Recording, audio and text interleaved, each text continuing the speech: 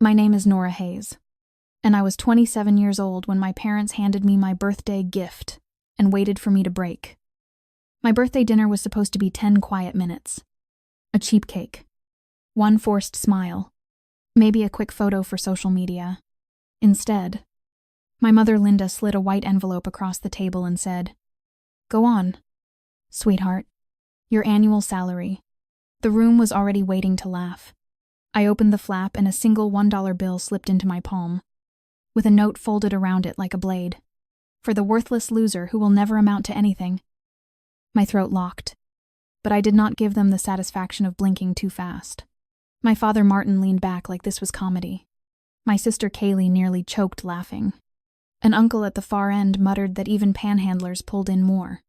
The frosting on the cake was melting under the warm kitchen light, and all I could smell was burnt sugar and cheap wine, and that old sour scent of people who loved humiliation more than honesty. I smiled anyway, not because it did not hurt, because something in me had finally gone still. Later that night, I heard them whispering in the kitchen. "Make her sleep outside." One voice said, "One night in the cold will teach her gratitude." Kaylee laughed and asked if they should leave me a blanket as a joke.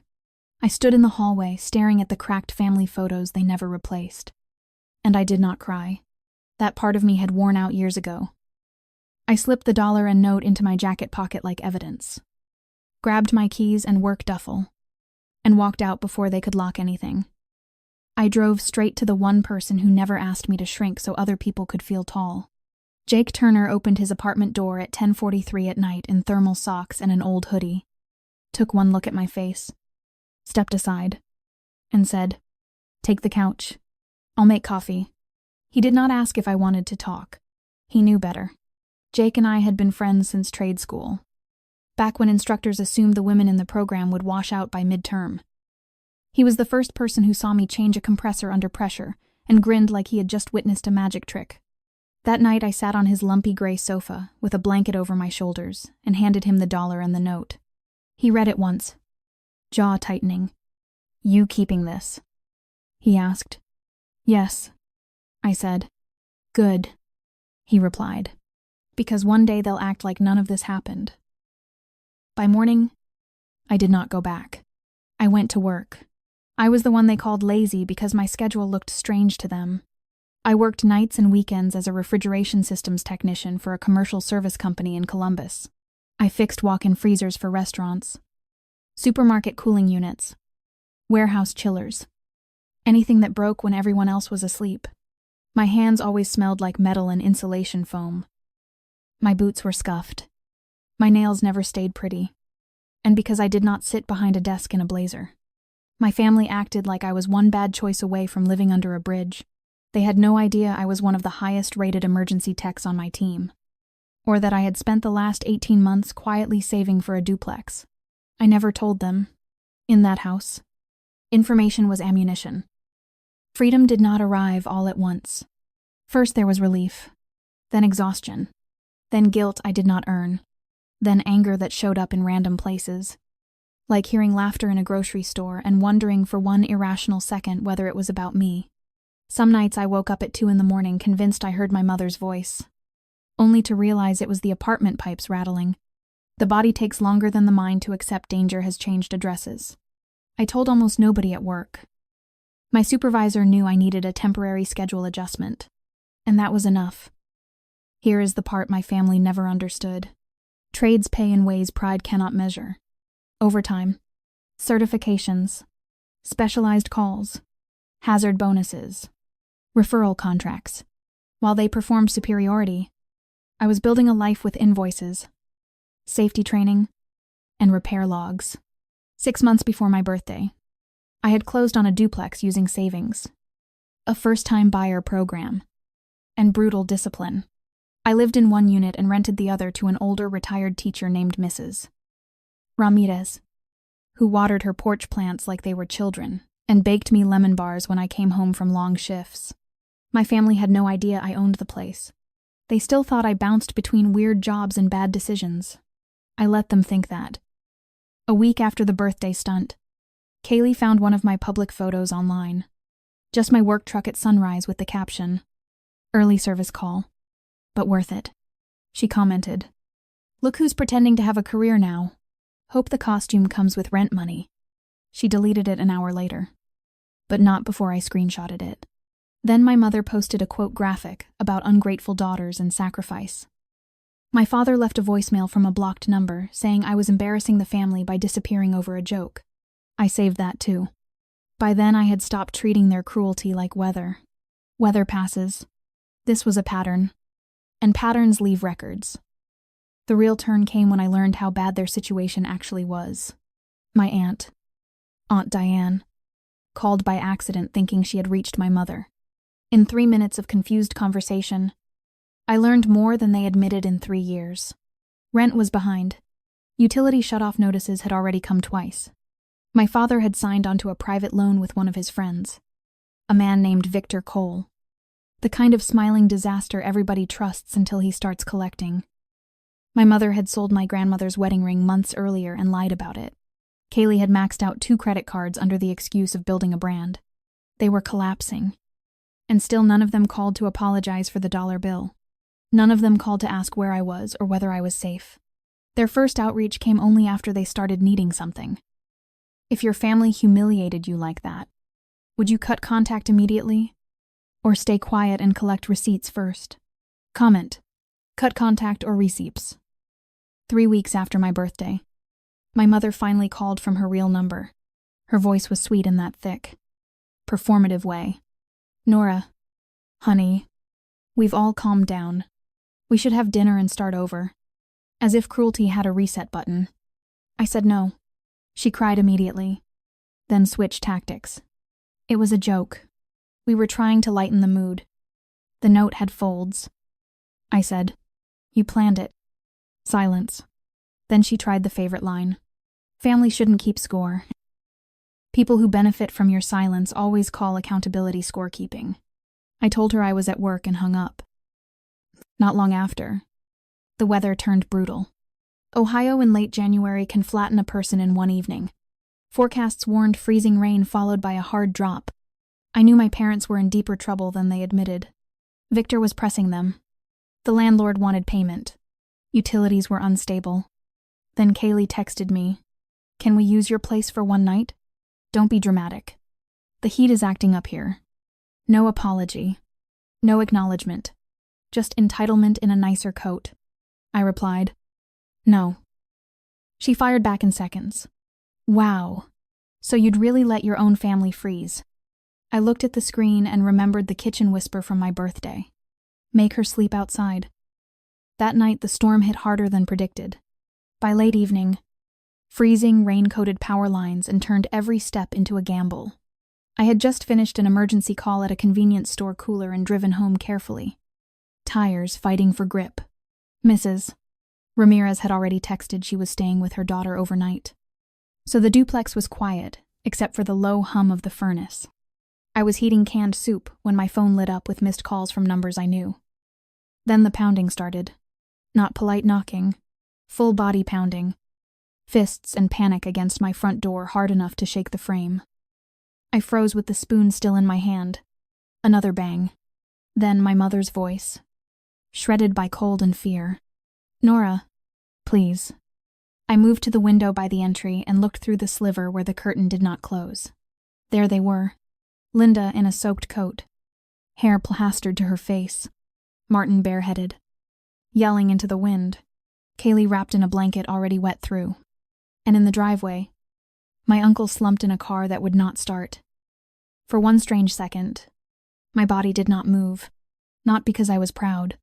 Because I had imagined them needing me. But I had never imagined how small they would look once fear finally got louder than ego. "Open the door," my father shouted. "We're freezing." Kaylee was crying now. Real crying. "Nora, please. We didn't mean it." I unlocked only the inner storm door and kept the deadbolt latched on the main door. Enough to speak. Not enough to be pushed. "What happened?" I asked. My mother sobbed. "The furnace died. The space heaters blew a circuit. Victor showed up. The landlord showed up. There was shouting. Someone called the police. We had to leave." She pressed both hands to the glass. Please, baby, just tonight. I looked at my father. His eyes slid away first. Why are you here? I asked him. He swallowed. Because we need help. No, I said. Why are you here? Finally, he muttered. Because you're the only one with somewhere warm. There it was. Not love, not remorse. Utility. I reached into my pocket and pulled out the folded birthday note. I held it up where they could see through the glass. Do you remember this? My mother shut her eyes. Not now. Exactly now, I said. You laughed. Then you planned to lock me out in the cold. My father bristled for half a second. Then the cold seemed to beat the pride out of him. We were wrong. Wrong. Not joking. Not stressed. Not misunderstood. Wrong. I did not feel triumph the way revenge stories sell it. I felt anger and validation.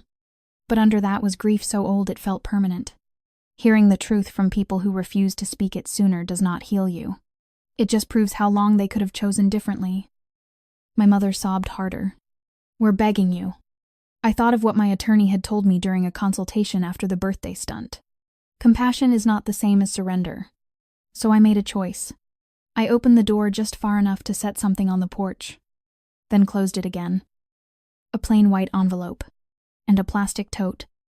Pick it up, I said. Kaylee reached first. Hands trembling. Inside the envelope was a single $1 bill and a handwritten note that read, One cold night teaches gratitude. My mother made a sound I will never forget. You are not coming in tonight, I said. My father snapped. Are you out of your mind? No, I said. I'm finally thinking clearly. I let them feel it. Not because I wanted them dead on my porch, but because for once I needed them to understand. Humiliation always looks uglier from the outside. Then I pointed at the tote. In there are blankets, gloves, hand warmers, and the address of the warming shelter. Intake is open until midnight. They will take all of you. I already called ahead. My father looked offended. Offended. In sub-freezing weather, you'd send your own family to a shelter? He demanded. You tried to make me sleep outside for entertainment. I said, I'm sending you somewhere safe. If they begged at your door after treating you like trash, would you open the door? Or hold the line and send them to safety without surrender? Comment, open or hold. Kaylee whispered. Please, just let Mom in. Then take her to the shelter now, I said. My mother looked at me like she finally saw the full weight of what she had done. Baby, I know we hurt you, but can't you not do this like this? That question cut deeper than any insult. Hurt us more gently. She meant, protect our dignity while we stand on the ruins of yours. No, I said. Not like this anymore. Then I said the sentence I needed for years. You don't get emergency access to me just because your choices became inconvenient. Being my parents does not make my home your backup plan. They left. Not gracefully. Not gratefully. 2 cars crawling toward the church gym warming center. My mother clutched the envelope like evidence from a trial she had just lost. I locked the door and slid down against it. Shaking. Boundaries are expensive when you were trained to confuse them with betrayal. Jake arrived about 20 minutes later after I texted only 4 words. They came here tonight. He brought tea, sat with me, and asked one question. Do you think you did the right thing? I stared at the deadbolt and said, I think I did the thing that didn't destroy me. The next morning, the truth reached me in pieces. The landlord formally removed my parents after months of arrears and one final night of chaos involving Victor. Illegal heaters. And neighbors who were done pretending not to hear. Victor vanished the second legal attention entered the scene. My mother stayed with Aunt Diane. My sister found a couch. My father bounced between friends who stopped answering after the first week. The family that once laughed around my birthday cake split under the pressure of real life. And for the first time, there was no scapegoat left to absorb it. A few days later, my mother texted me a photo of the envelope I left. The dollar bill was still inside. Beneath it, she wrote, I've read this over and over. I think I finally understand what you felt. I stared at the screen and typed, You understand one night of it. I lived years of it. She replied later with the first clean sentence she had ever offered me. You're right. We did not become a happy family overnight. My father stayed bitter. Kaylee stayed defensive. Then slowly quieter, as real work replaced online performance. My mother started therapy. It's got a job. Stopped asking me to fix what she helped break. I did not give them a key. I did not give them money. I gave them one thing: the chance to learn without using me as the lesson plan. In spring, I found the original birthday note in a jacket pocket while switching to warm weather clothes. The paper was softened at the folds. The ink blurred from the night my hand sweated around it. I took it outside to the fire bowl, lit one corner, and watched the words curl inward until they were nothing but black flakes drifting into evening air.